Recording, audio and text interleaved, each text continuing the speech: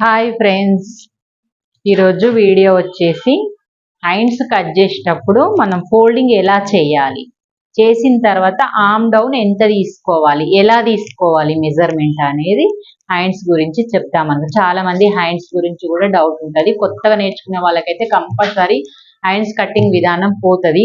మళ్ళీ కంపల్సరీ సంకబట్టలు పడతాయి. ఆ సంకబట్టలు పట్టే విధానం కూడా ఎలా చేసుకోవాలి, ఎలా చేసుకుంటే మనకు కరెక్ట్గా సంకబట్టలు వేసినా కానీ ఫినిషింగ్ వస్తుంది. చాలా మందికి తెలియదు. ఆ విధానం అయితే చెప్తాను.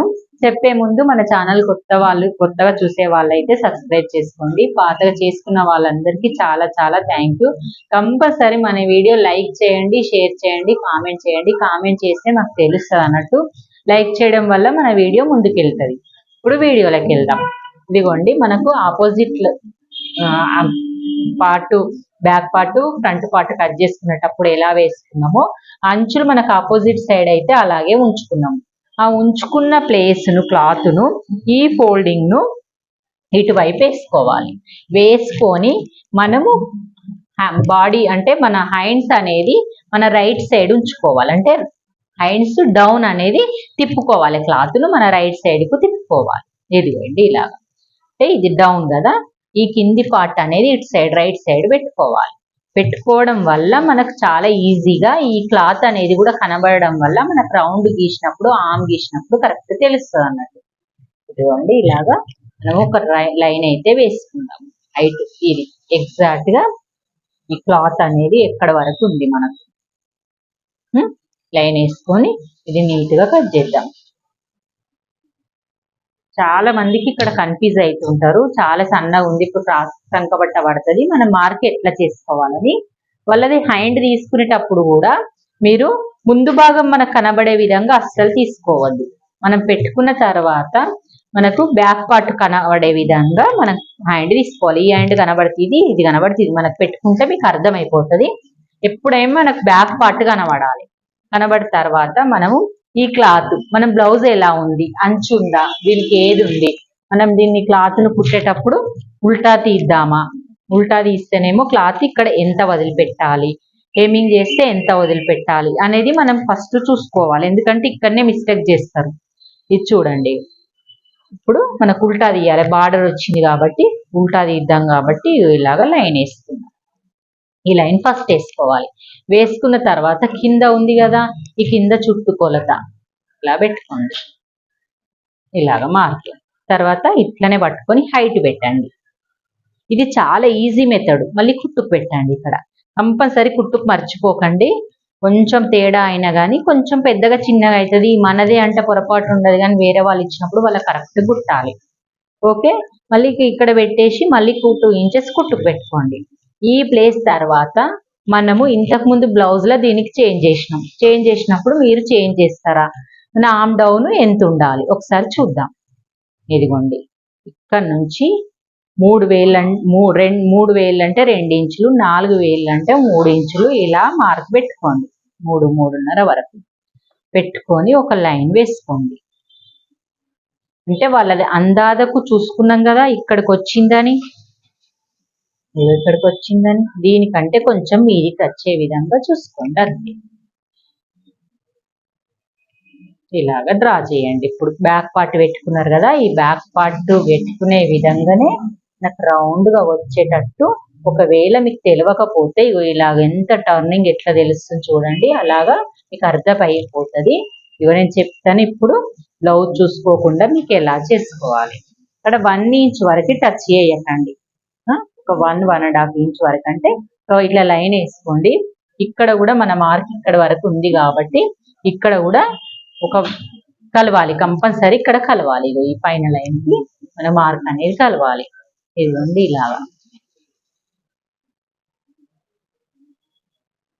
ఇప్పుడు చాలా మందికి ఇది పెట్టి చూస్తే షేప్ అనేది అర్థమైపోయింది. చూడండి, ఈ షేప్ ఎట్లుందో మన కింద రౌండ్ షేప్ కూడా అలాగే ఉంది.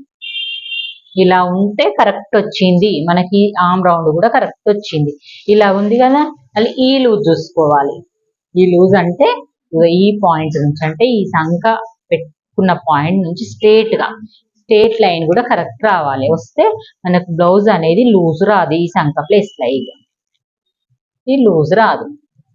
ఓకే, ఇగో ఇలా రౌండ్ గీసేసుకుంటే మనకు చంక రౌండ్ అనేది కరెక్ట్ రావడం వల్ల హ్యాండ్ కరెక్ట్ వస్తుంది. దీంతో మనకి ఇలా ఉంది కదా, ఇప్పుడు సంకకు పక్కకు కుట్లకి ఎలాగ వేయాలి క్లాత్ అనేది మనం ఇప్పుడు ఇది కట్ చేసుకున్న తర్వాత చెప్తాను చూడండి. ఇలాగా కట్ చేసుకోండి.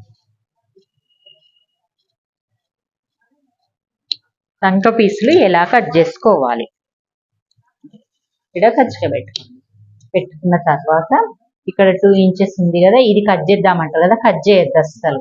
ఇది అంచులు ఇది ఓపెన్ చేసుకోండి పీసులు వేయడానికి. ఇది అస్సలు కట్ చేయొద్దు. లైనింగ్ ఈ ముక్కలు అక్క పెట్టుకుంటప్పుడు కట్ చేసుకోవాలి. అంటే మనం 1 ఇంచ్ కొలత ఉంది కదా, ఇక్కడ కూడా ఒక 1 ఇంచ్ కొలత ఉంచుకోవాలి. ఈ రెండుటి మిడిల్లో ఇగో ఈ మిడిల్లో మనకి 1/2 ఇంచ్ కొలత పెట్టుకోవాలి. ఇలా షేప్ ఎట్లా వస్తుంది, సన్నగా వచ్చి లావొచ్చి మళ్ళీ సన్నగా ఎండ్ అవుతుంది. అంటే లీఫ్ లాగా కొంచెం షేప్ అనేది లీఫ్ లాగా మనం కట్ చేసుకున్నాక తెలిసేది అలా ఉండాలి. 2 పీస్ మాత్రం తీసుకొని ఇలా కట్ చేసుకోవాలి.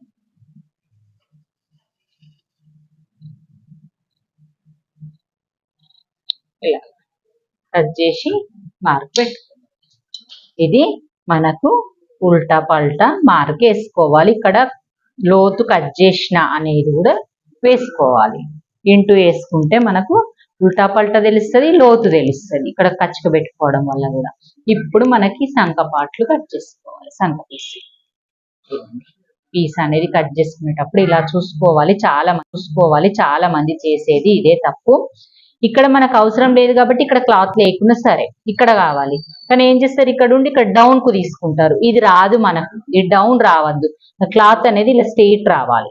ఇది తప్పు, మనకి ఇది పనికి రాదు. చాలా మంది అదే వేసి అతక పెట్టేసి కిందికి చేతులు అతక పెట్టేస్తారు. అతక పెట్టిన తర్వాత ఈ పీస్ జాయింట్ వేసిన తర్వాత ఇలా గుంజేస్తుంది చేతు. గుంజేయడం వల్ల కింద సంక భాగంలో టైట్ పట్టేసింది అంటారు. ఆ తప్పు అయితే అస్సలు చేయకండి. ఇదిగోండి ఇలాగా పీస్ అనేది మనకు స్ట్రెయిట్ గా తీసుకోవాలి. మనకి ఎంత కావాలి, 2 ఇంచ్ కావాలి అంటే ఇంతే కావాలి, ఇంతే తీసుకోండి. కానీ ఇది స్ట్రెయిట్ ఉండాలి, ఇది స్ట్రెయిట్ ఉండాలి. ఇది కూడా క్రాస్ పీస్ పెట్టుకోవద్దు. చాలా మంది ఏం చేస్తారు, క్రాస్ ఉంది కదా క్రాస్ తెచ్చి పెట్టుకుంటే ఏమవుతుంది, క్రాస్ పెట్టేసుకుంటాం అనుకుంటారు. అస్సలు పెట్టుకోవద్దు, ఫినిషింగ్ ఇక్కడే పోతుంది. ఇలా కట్ చేసుకోండి. ఇది 4 పీసులు కట్ చేసుకొని 4 పీసులు ఈ సంక పాటుతో మనకు జాయింట్ వేసుకోవడానికి పెట్టుకోండి. ఓకే ఫ్రెండ్స్, మీకు అర్థమైంది అనుకుంటున్నాను. లైక్ చేయండి, కంపల్సరీ షేర్ చేయండి. హ్యాండ్స్ చూసే విధానము హ్యాండ్స్ గురించి అయితే తెలిసిపోయింది కదా. నాకు హ్యాండ్లో అయితే ఇది ఫస్ట్ పాయింట్ హైట్ పెట్టుకోవడము, ఇది సెకండ్ పాయింట్, ఇది థర్డ్ పాయింట్, తర్వాత ఇది 4th పాయింట్.